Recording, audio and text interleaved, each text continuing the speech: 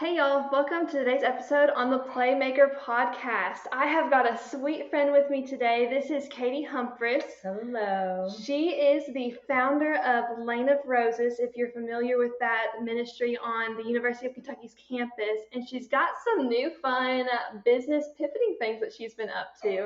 So we're going to dive into that today. So first of all, just thank you for being on here. I'm so excited to have you. Oh my gosh, you're so cute.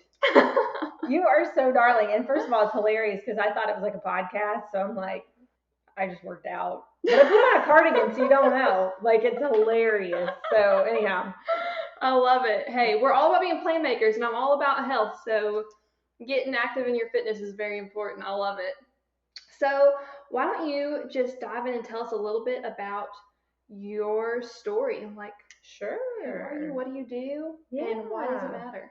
Awesome. So really, my name's Katie. I was born in Ohio and lived half the time in Missouri. And I grew up in a Christian home. But you know how it goes. Like, I don't know if I had ears to hear. Have you heard that saying? Mm-hmm. So I grew up in church and always had faith, believed in God. But I kind of had a false notion of God. I believed that God was really, really hard on me and I couldn't really measure up to his expectations. And so I would be really, really hard on myself. Mm-hmm. And my husband always said, like, whoever the biggest influence in your life is. So if it's like your mom or your dad, or if it's God, whatever that person thinks of you really determines how you see yourself.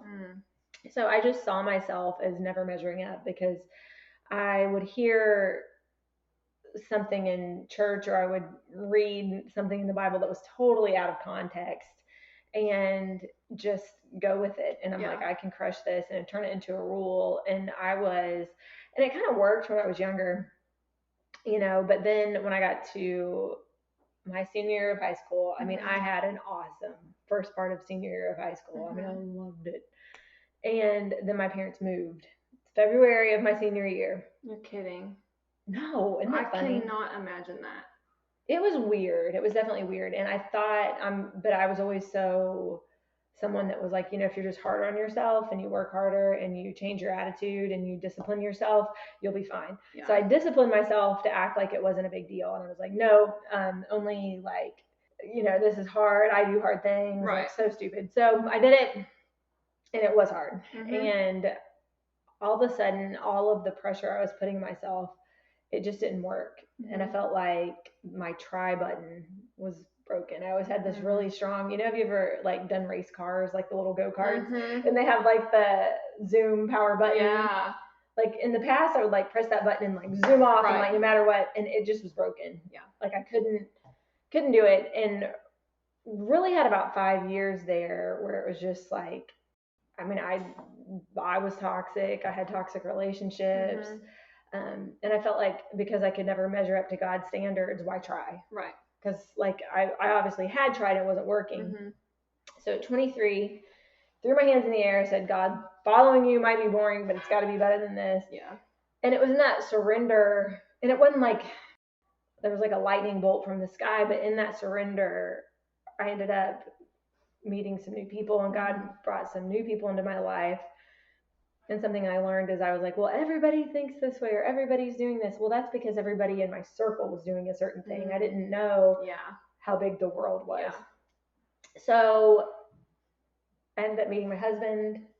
He is the first person that said, hey, you know what? Maybe, because I had faith, maybe your view of God's a little harsh. And maybe that's why you're so hard on yourself. So I started reading the Bible through a different lens, praying to God as if he were good and had a good plan for me. Mm-hmm. And then all of a sudden I realized, like, he says it's for freedom I've set you free in Galatians 5:1. And so started living through that lens. And to be completely honest, not all of my circumstances have been what I wanted to be. I said 2020 was the soul-sucking worst, and I hated it. And if you go to Lane of Roses, there's a whole video on how very much I hated it.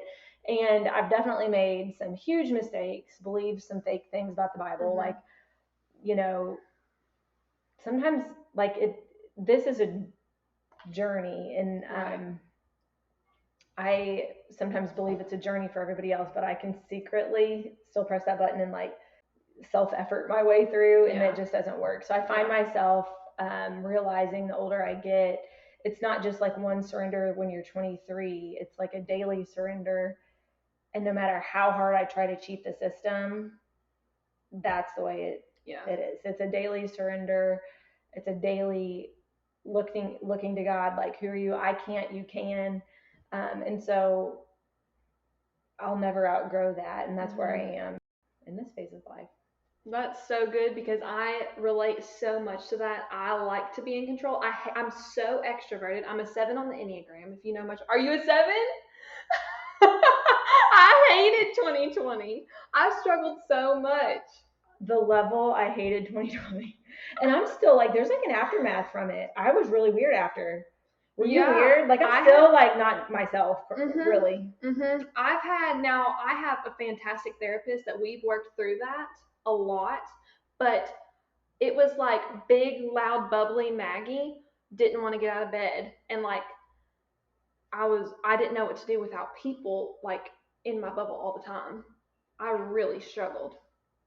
Oh, I hated it. Yeah. And then once we could have people, then I told you upstairs when we were talking, like, I mean, I had like my house was like totally open, and then I was like, wait a minute.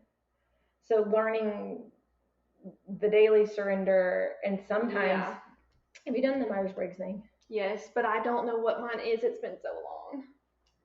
Are you more spontaneous, or do you like a plan? Very spontaneous. 100% spontaneous. I bet we're the same. The ENFP. That's what I am. I bet you are too. Probably. I'm very like, I thrive on spontaneity, and all my friends know that, and it drives them crazy sometimes because they'll know, like, they will try to get on my calendar, because if it's in there, like, I'm gonna show up, but if it's not and I have empty space, I'm gonna fill it with something. I'm gonna call someone and say, hey, I've got an hour, you wanna go get coffee? Or I'm very much. Oh yeah, something that I've done that's been awesome. So my husband's like my complete opposite. And when we first got married, I kept losing all the papers. Like I will lose my own social security card. I will lose my own birth certificate. Like, I don't know how many we've had to send away for like birth certificate wise. So finally, and he would give me stuff, and he's very like this, where if you give him something, like, he has stuff from like 3rd grade that he's not lost. But how? I don't know. He found his sunglasses from 3rd grade with the receipt. I don't have my sunglasses from last year. The receipt? Oh my And God. The case. Like, who does that?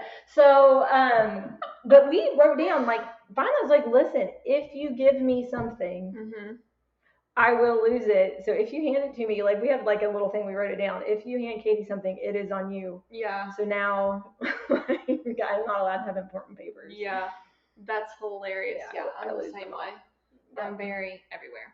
So I've been listening to Annie F. Downs, Annie F. Summer, and one of the things that she had talked about with 7s is how they get kind of bored, and they have so many different projects, and they like to dip their toes in so many different things.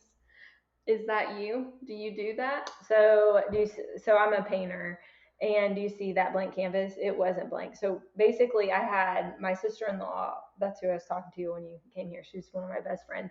We're always on the phone. Well, they live in Ohio. They were coming down, and it is like, I have nieces and nephews that I really do think are better than all of your nieces and nephews. They're so cute and sweet. So they come, and I'm so excited that I have to change like all the pictures on the walls. Like, the walls were filled, but I needed to paint new ones. And so I'll just like randomly take all of the paintings off the walls and paint new ones. And I'm like, who? And I did it in like the other room, and they were all black and white paintings. And I replaced them with different black and white paintings. So yes, like sitting still is something that I may not do well. I hear you on that one big time.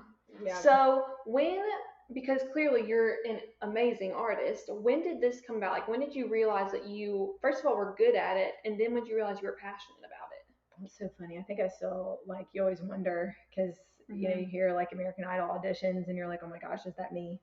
You know, that panicky feeling of like, so I have some best friends and some close people that I'm like, hey, listen, tell me tell me if I just think I'm good at this and I really Yeah. suck, because you never know. I've done some things in my life where I'm like, oh, I'm actually not good at that. I need to stop. Like I was a secretary a few times or administrative assistant. Like I don't need to be doing that. It's a disservice to everyone. I'm terrible. Don't hire me. So anyhow, but well, it's kind of funny. So really my story growing up and just really, especially in college when I felt so lost and had that just distorted notion of who God really was, that ended up leading me to later on, your pain can become your purpose, to starting Lane of Roses. And Lane of Roses, the whole point of it, it's really a ministry for women to find spaces and resources to help them know who God is and how he made them on purpose and for a purpose. So we have Bible studies, we have a leadership development program. We have all of this stuff designed to really equip you know who God really is, which is good, has a plan for you. We teach you the Bible is one congruent story with a beginning, middle, end. It's a love story for you, to release you into the freedom to which he called you. And so through Lane of Roses, we used to have, 2020 is still lingering, in-person community events. And we would do because really it's connecting women face to face. So we say it starts online and ends in a living room or a coffee shop or something like that. So we did hand lettering and art, like watercolor tutorials for a while. I've always been kind of artsy. Like when I was a little kid, I would just my mom, our house was spotless, but my mom let me draw, and I had murals all over my closet. So in my closet, that was like my little kingdom, and I could do whatever I wanted in there. And I go in there for hours. Like, where's Katie? She's in the closet. It was a kindness. Like, what the best thing my mom ever did for me was put me in the closet, and just let me play in there and make a mess. And anyhow, so I always had the murals and stuff going on in the closet, and then just always was artsy, but I kind of let an insecurity hold me back and think, oh, well, I'm not the best at this, so I can't pursue it.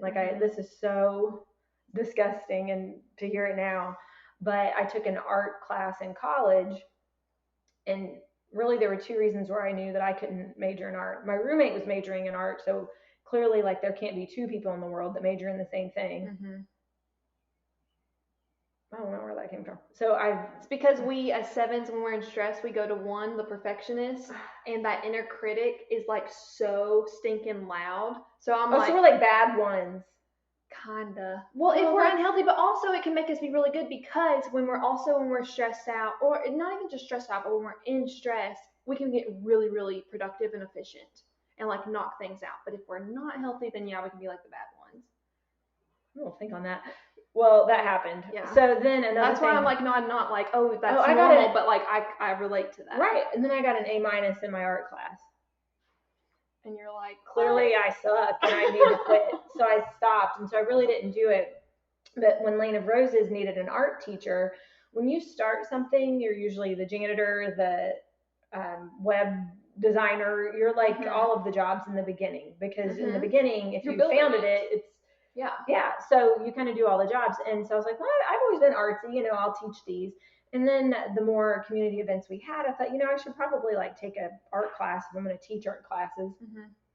And took an oil painting class, and it was life changing. And it was oh my gosh, I have got to be nicer to Katie, because it was God made me to be an artist. Yeah.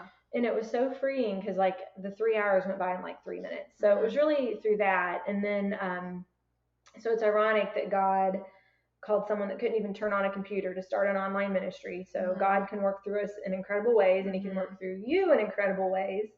So I didn't have a computer, didn't know how to turn one on, and started an online ministry, because God can work through us in cool ways. And then through the ministry I started, he said, oh, by the way, this is who you really are. I've really gifted you.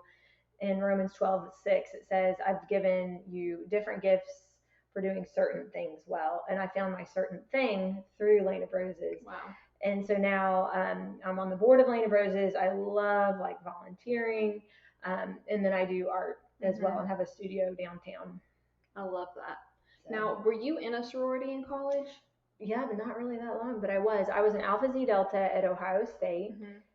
And even that was like a God thing. Like I kind of, since I was a junior, I joined as a junior, I was hanging out with some sorority girls, and I knew I was kind of like pursuing it, but I didn't quite know how the process worked, where if you like hang out with people 3 times and they come to your door and offer you a bid, it was like winter, and I was like, well, yeah.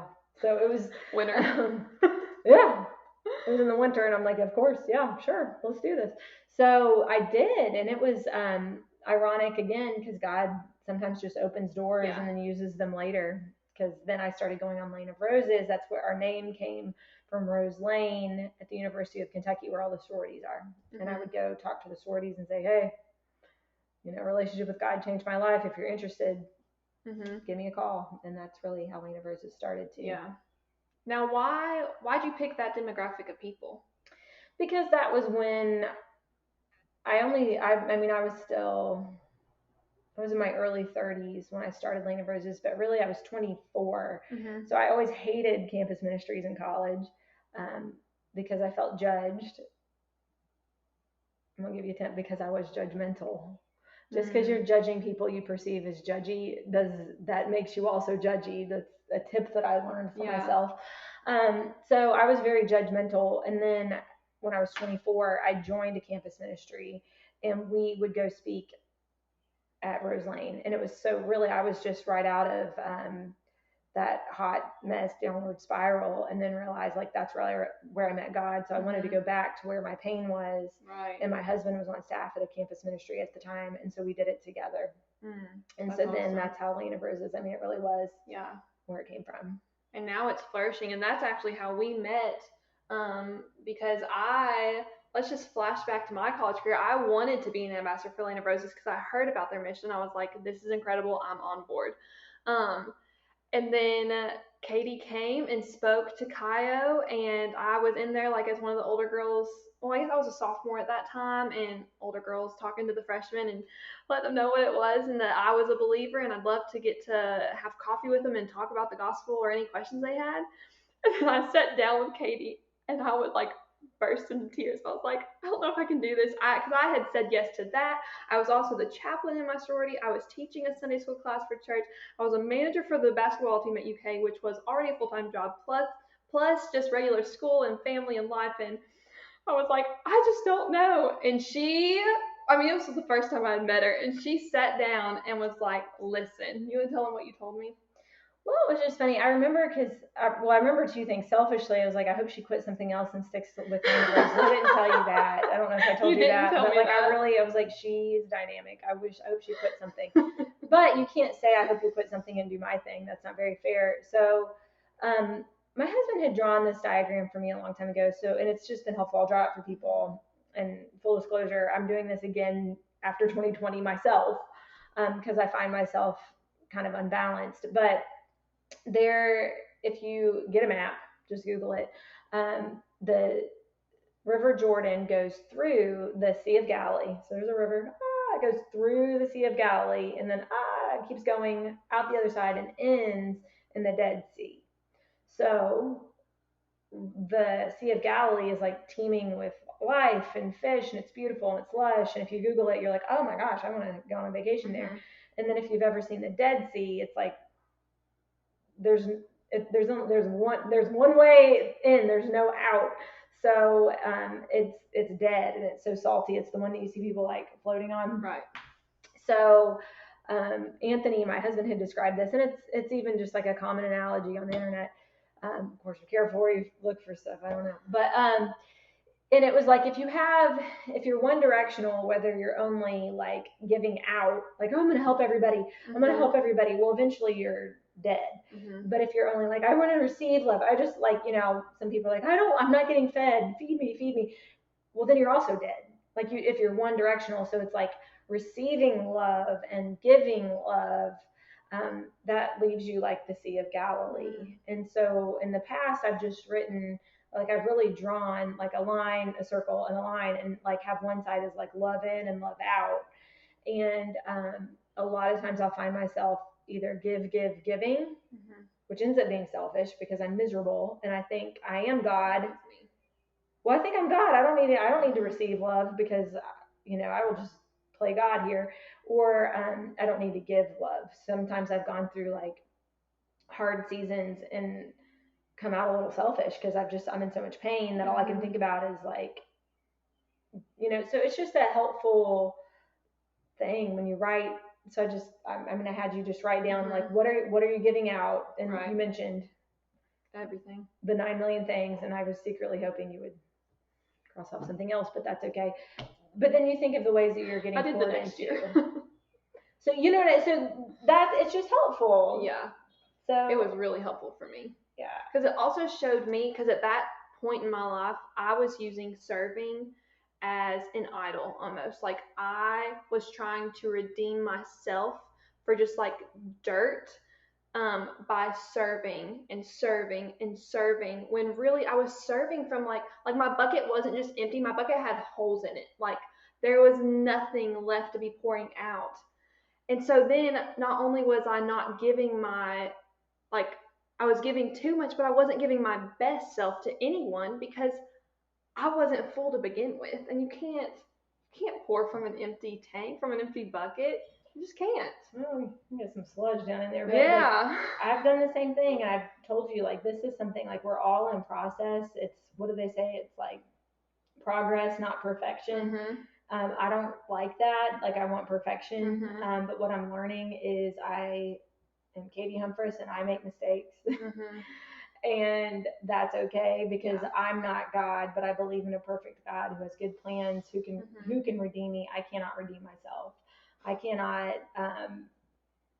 even love you without God loving me. I can't for very long. And I'm learning that that's a daily thing. And after starting Lane of Roses and doing some art stuff for a while, like I had like an arrogance creep in, and I think usually when I get arrogant, I'm also getting more insecure to do that. 100%.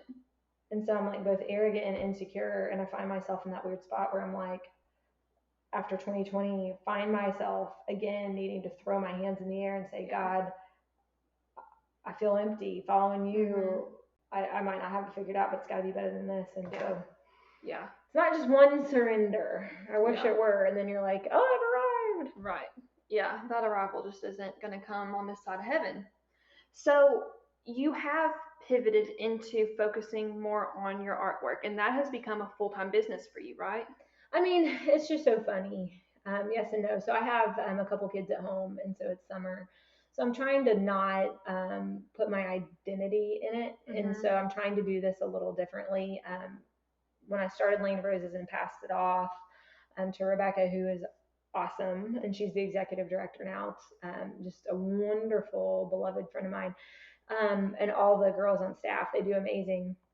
But when I let that go, it happened a little earlier than I had thought. And I had a lot of my identity in it because I was really busy with it. I could put numbers on things like we've reached this many people, and I had my identity wrapped up in it. And at one point I was working way more hours than I needed to because it felt so validating, because I would get validated. Yeah. And the problem with getting validated from something other than God is like, if you receive the praise, what are you also receiving?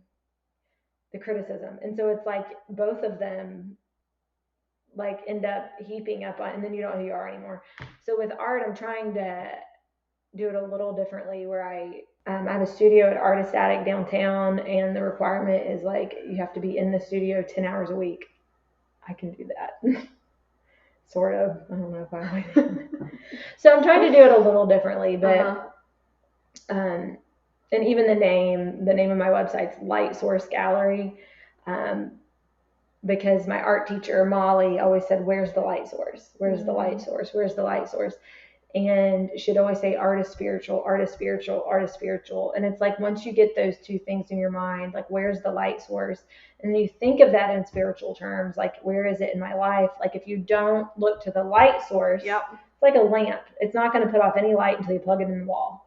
Like, you've got to be connected to the source. So Light Source Gallery is a reminder to me, and even as I paint, to connect to the light source, not just look at where the literal light source is in a painting, because you can see wherever there's white, that's where the light hits it, and it makes it look more bold and real. but we'll be a little more bold and real if we look to Mhm. the light source spiritually. So it's just that reminder. Yeah, that's so good. So how do you find this balance of you're a mom, you're a business owner, you're a founder of another business, ministry, everything. Like how do you find balance in this and do it all so well? Because from the outside looking in, you do it so beautifully. Yeah.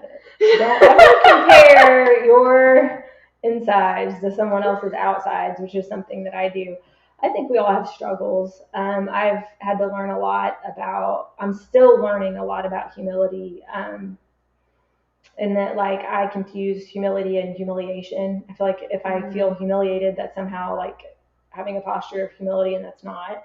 Um, so I think I'm learning in this season to have some close friends and to have some people older than me in my life that I can be very, very honest with and say, this is what I'm struggling with. And also sharing struggles with people that have the same struggles, I think is helpful. So I really struggle with people pleasing. So I have some people in my life that are like, hey, I've been there.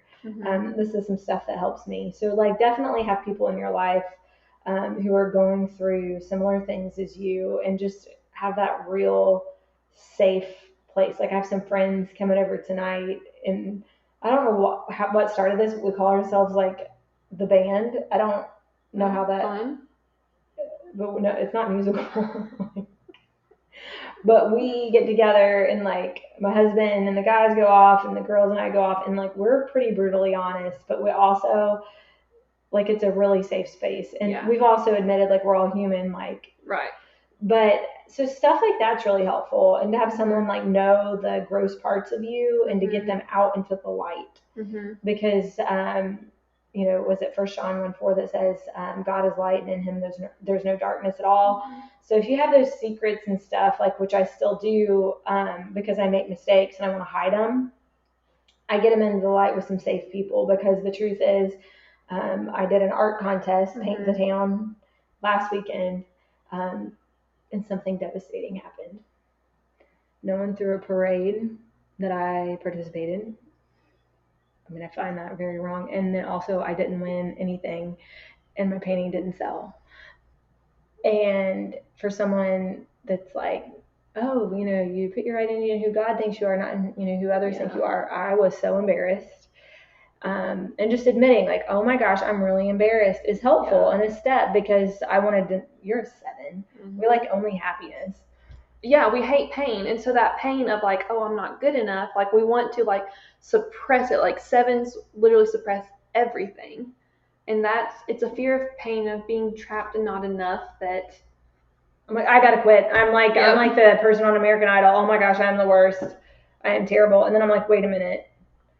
And having people in your life that are like, that you can trust, like the Molly, my art teacher's like, no, Katie, stick with it. Like, you know, this gift is not of you, it's from God. And then I also have people that are like, oh, by the way, maybe like it would be helpful to like let someone else like do this other thing. Because I always want to be my husband, because I find him, he's super efficient and he's all the things that I'm not. And I'm like, I try to be him. I'm a terrible Anthony, but he's a terrible Katie. So like, I bet, yeah. Right.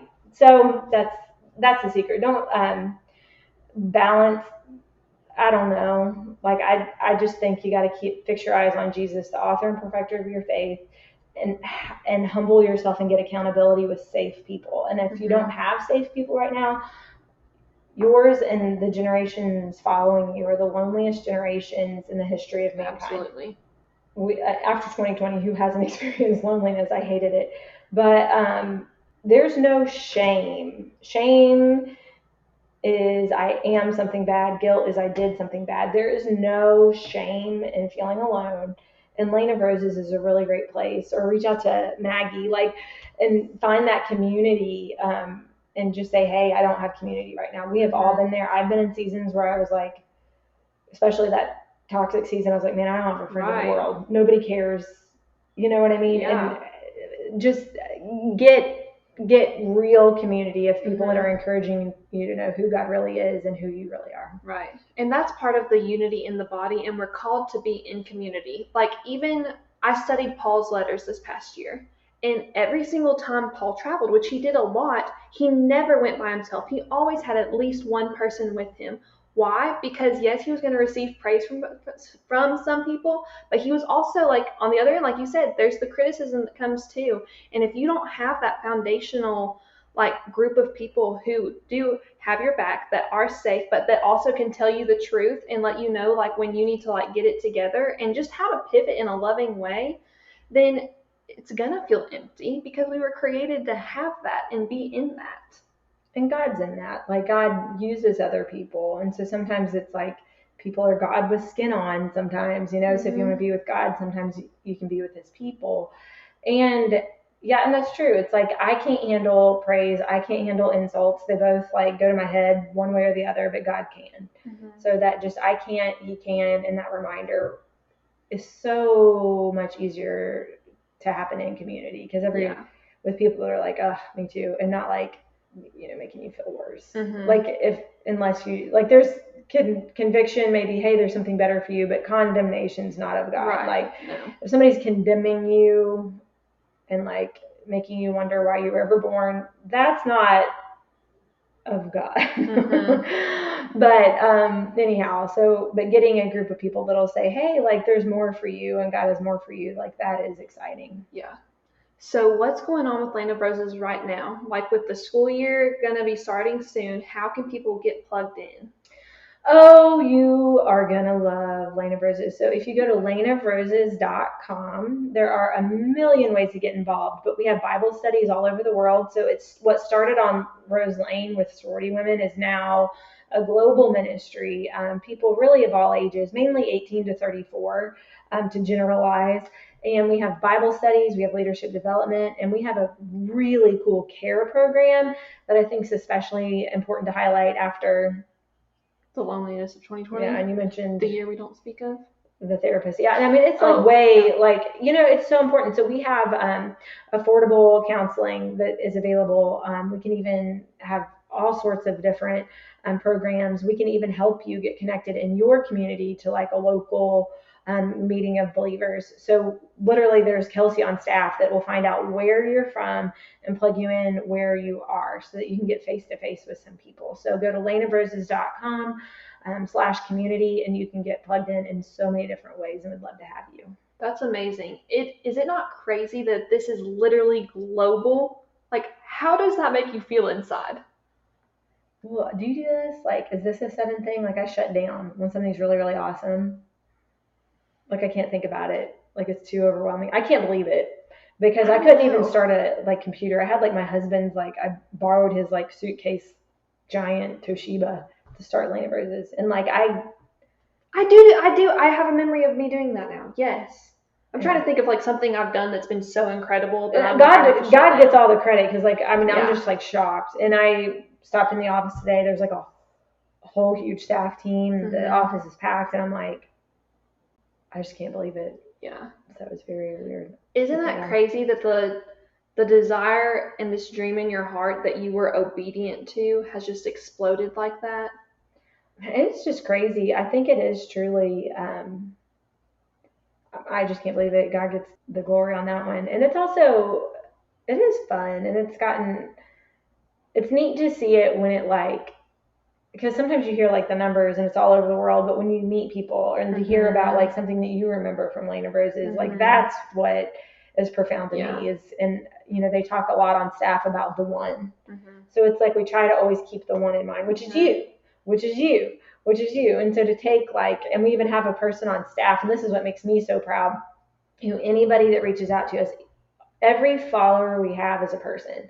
So it's not like a number. And that makes me proud. And so when I actually get to meet someone, and I've even met people that are like involved in Land of Roses and have no clue who I am, and which is awesome. And to hear how it's impacted their lives, that's what's really powerful for me. And they're like, now who are you? And I'm like, well, I mean, I'm familiar with it.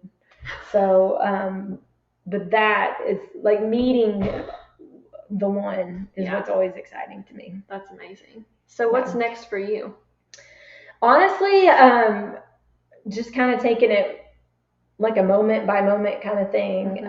The summer is here. I love summer. So just kind of enjoying that. And then we've got some gallery hops coming up. So, and just some different art stuff. Mm-hmm. So that's a lot of fun. So you can go to lightsourcegallery.com to find out some fun community events here in Lexington. And then also Lane of Roses will be having some really cool stuff. So check out laneofroses.com as well. And so really just, I think it's, you're talking about like doing the list of things that you're involved in. Mm-hmm. Like that's right now, that's it for me. Yeah. Because I'm realizing I can't join every group Mm-hmm. that's ever been made. Yeah, I know. And we 7s, we want to be a part of everything. And then we also secretly want to be the president of it. 100%. Absolutely. I don't want to just be in it. I Join. Do it. Or everything. Yeah. Run the dang thing. I don't know what that is. Not weird because we're so and we change so much. Mm-hmm. So it's like being spontaneous and loving change. Don't you find that weird? Yes. Do you find yourself doing that? Yes. Absolutely. Absolutely. It's crazy. Yeah. I love that you're a 7. Oh yeah. I guarantee if you've ever done the Myers-Briggs, that one's fun too. Because I haven't done that. It's probably been 10 years since I've done that. Well, now the Enneagram's more, and the Enneagram's more of a thing. Mm-hmm. Now, this just popped in my head, and I'm curious. Because college is such a hard time for so many people, if you could look back at Katie in college, what would you say to her? What did she need to hear that she didn't? Or what did she need to believe that she didn't? It's probably the same thing that I need to believe now. I think have you heard the thing, I've come so far, but I'm not where I want to be. Mm-hmm. So have you ever heard of theophostic counseling? I have not.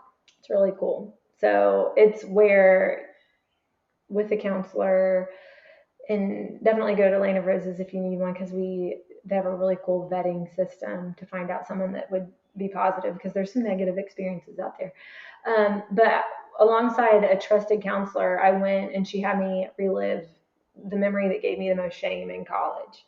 It's like, where are you? What's it smell like? What are you, you wearing? What are you doing? And you get in that moment, and it's not fun to go there. And then she's like, no, where is Jesus? And it was so interesting because I really did picture Jesus. And here it was and he it was so weird because it was I could see the memory happening, but then he took me and scooped me up in his arms. Have you seen a Madonna and Child? And it was even though I felt such shame, what he did was he held me close. And so I think that I am so loved and so accepted and cherished by God. If I live in that, everything changes. And so I can go back to his arms every day. And so that's really where I want to live, and on my journey, just to remember it more and more. That's who I really am, and that's who he really is. Yeah. So I think that's so good. That one, if we can grasp that, which I'm not sure we'll ever fully be able to grasp that, but that changes so many other things, because once you know that, what else matters? And isn't it funny? I'm not where I want to be, and I've definitely made, more mistakes, and I will continue to make more mistakes. Mm-hmm. But I don't have lists of mistakes I've made and don't make that. I'm okay, now I got to balance the scale. I got to be a little bit better because I was kind of mean, or I disappointed this person, or I wasn't very nice to this person. So to make up for it, I've got to do this.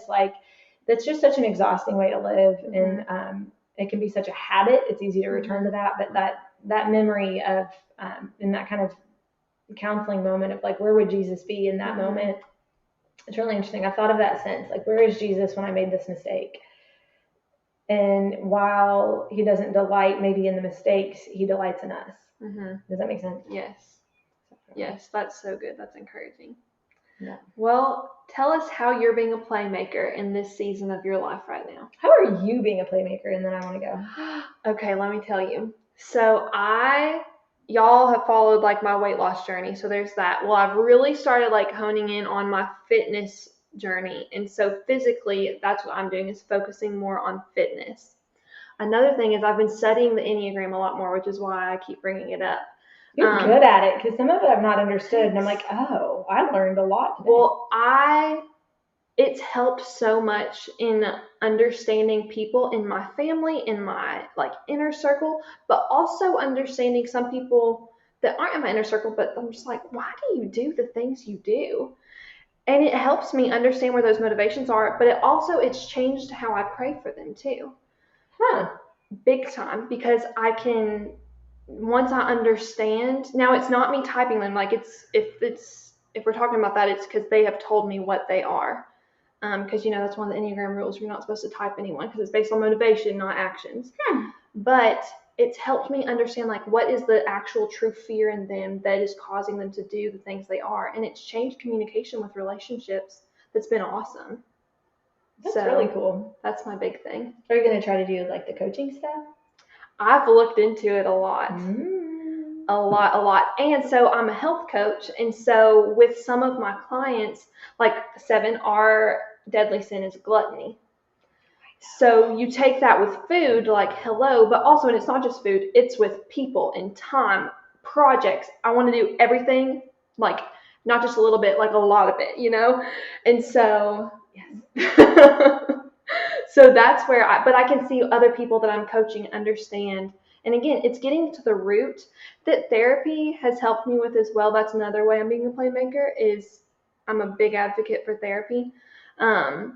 And like finding what is in me that needs to be uprooted so then I can flourish where it needs to be. Oh, I love that. So I'd like to steal your answer to change some things, because I'm not going to be an Enneagram coach. Although I do love it, and you explained it so well, so I'm going to read what you've read. You'll have to give me some resources. I love resources. I can do that. I would love that. But I think for right now, I think it's just going back to the basics and realizing, because I turned 40 this year, and I said something dangerous. I said when I turned 40, I remember when I turned 30, I wanted to be in the best shape ever. And then like when I turned 40, I was like, actually, I want to practice what I preach. Mm-hmm. And this has been a journey. So I do want to practice what I preach, but I want head knowledge to be heart knowledge. And I think that is really where it lies for me, is to the 7th thing. Like, vulnerability sucks. I hate it. I'd rather like tell a fart joke. And that's been my go-to, is, you know what I mean? Like, let's keep it light. Yeah. Everybody, oh my gosh, it's getting serious. Like, oh my gosh, shut it down. Let's So I think just that head knowledge and heart knowledge, and letting and feeling the feelings. I hate feeling the feelings, but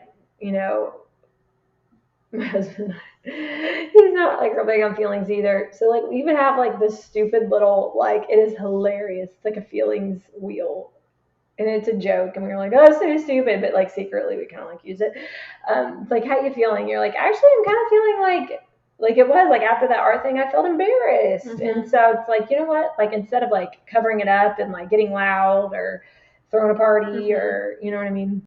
Which has been weird, because I like love to throw parties, but I've not really thrown very many, because I'm like, you know what? Like, I don't know what kind of parties I actually like to throw. Like, I used to think I liked like 200-person parties, but then I was so stressed out that I was mean. So I'm like, do I really like those? So just it takes a lot of time for this like head knowledge to become heart knowledge, because some of your head knowledge is not right. So, and that's what I'm learning, is just that humility of knowing that some of the just trusting that process of like having some close friends, reading the Bible for sure, going over it, and really like looking at yourself in a more honest way. And sometimes that does take like a counselor, and thinking like, oh gosh, like I have hurt this person, like, and I shut it down. So, why? Right. And really asking why, and it really does help uproot some of those lies. Like, so I guess that is it. Like, really, the head knowledge, heart knowledge thing is, I thought I had more heart knowledge than I did, or I never would have said that when I turned 40, because I wanted to, kind of pick something that I could somewhat do. And I found that it's been harder than I thought. So really, and that's how I want to live my next 40 to 50, depending on how things I feel like we're about to start singing a Tim McGraw song. My next 30 years. Yeah, I want to live from a place of love Yeah. and security in God and acceptance of who He made me to be instead of trying to be you and Yeah. you.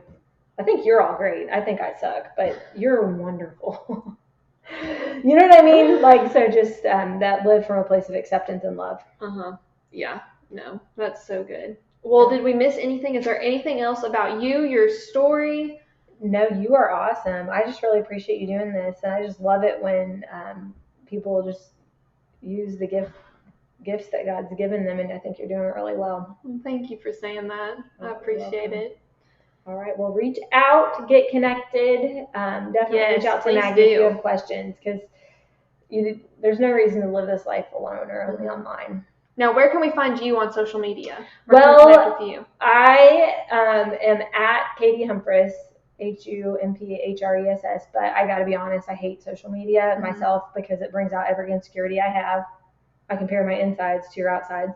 So Light Source Gallery is a great place, and Lane of Roses. So the handle Light Source Gallery on Instagram. I have a friend that's helping me with that, so that way I actually post because I don't like schedules. But I will be on it every Friday to check on it and stuff like that. That's awesome. That's awesome. Yeah.